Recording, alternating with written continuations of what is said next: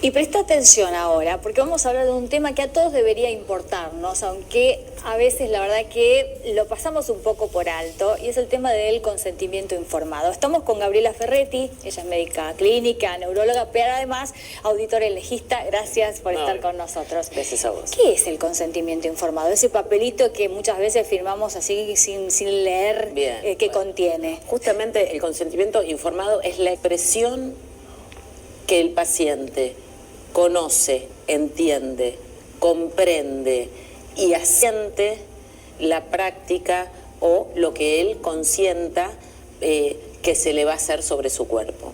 Pero esto, como vos bien decís, muchas veces parece un papelito que se firma rápidamente. Es tan importante y a veces es soslayado, tanto por médicos como por pacientes.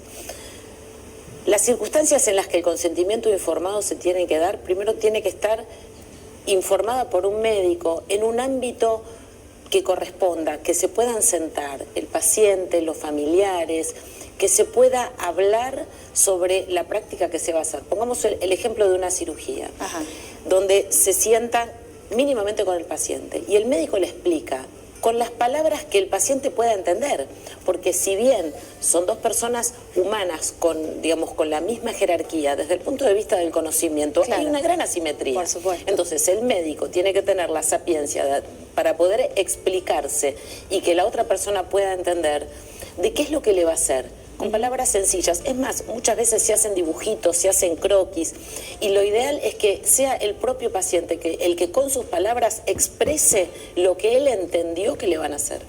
O sea, pueda consultar también, pueda hacer preguntas. Pero obviamente hasta que no tenga todas sus dudas evacuadas, no lo tiene que firmar. O sea que hay un estudio muy interesante en Cataluña que se hizo. Es una población bastante similar culturalmente a la nuestra, donde el 60% de la población no recordaba haberlo firmado. Pero lo más interesante es que el 36% de esas personas creyó que al firmar el consentimiento informado eximía al médico de toda responsabilidad. Mira.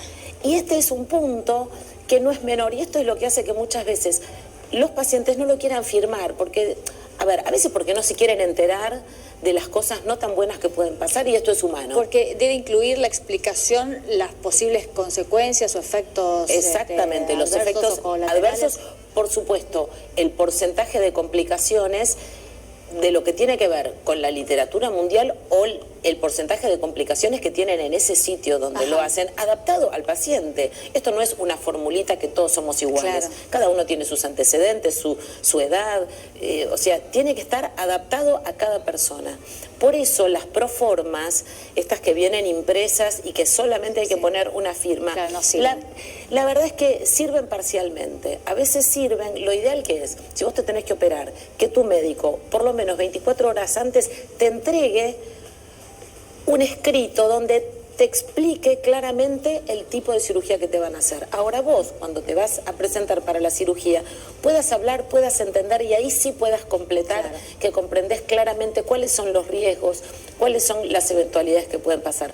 Porque esto siempre, los errores pueden ocurrir, puede haber malas evoluciones, pero siempre la evolución es peor cuando al paciente, además de sufrir una enfermedad, además de sufrir una complicación, se siente defraudado, porque siente que nadie le avisó que esto podía pasar. Nadie le avisó o le explicó, ¿no? Exacto. Ahora, ¿a quién cuida de alguna manera este consentimiento informado?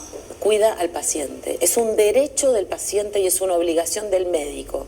Está dentro, digamos, esto está legislado, es uno de los articulados de la Ley de Derechos del Paciente.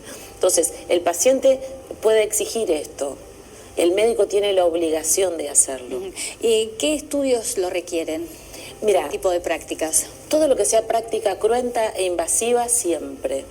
Siempre que sea una internación. En general, para una internación muchas veces se hace un consentimiento general que tiene que ver con el consentimiento de ingresar y de las prácticas básicas, una radiografía, digamos, que no son cruentas y que no denotan un riesgo para un paciente.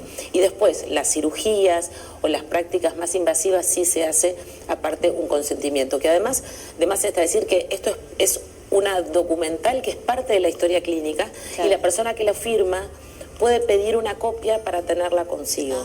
¿Qué pasa si el paciente se niega a firmarlo? Bien, esto es muy interesante. Si el paciente se niega a firmarlo,